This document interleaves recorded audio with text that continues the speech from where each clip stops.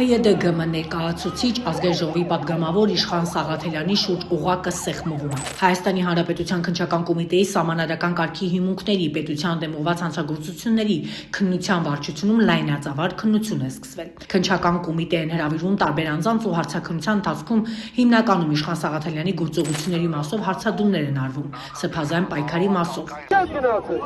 Նշենք, որ Բագրատ Սրբազանի եւ 17 արդարների գործից կա անջատված մաս եւ այդ քրեական վարույթը քննչական կոմիտեում շարունակվում է։ 2025 թվականի դեկտեմբերի 9-ին ՀՅԴԳՄ ներկայացուցիչ ազգային ժողովի պատգամավոր Իշխան Սաղաթելյանը քննչական կոմիտեում հարցաքննվել էր սրբազան պայքարի գործի շրջանակներում։ Վերջինս նշել էր, որ հրաժարվել է որևէ ցուցմունք տալ կամ բացատրություն տալ։ Հայտարարել եմ, դա քաղաքական գործ է, իրավական որևէ պրոցես տեղի չի ունենում։ Դա ընդամենը քաղաքական պատվերի շրջանակներում հետապնդումներ են եւ ես հրաժարվում եմ որևէ բացատրություն տալուց, նշել էր Իշխան Սաղաթելյանը։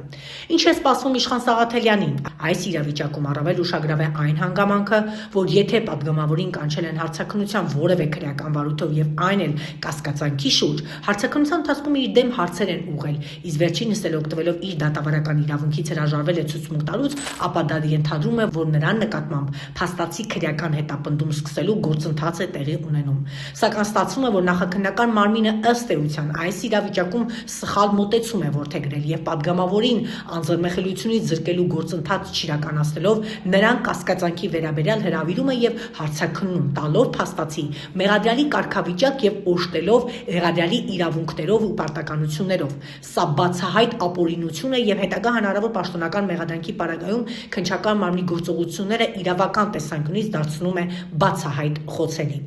Ինչ է սպասվում Իշխան Սաղաթելյանին, կհետևենք քննության ընթացքին։ Փաստ է մեկ բան, որ նրա նկատմամբ գործընթաց է սկսված։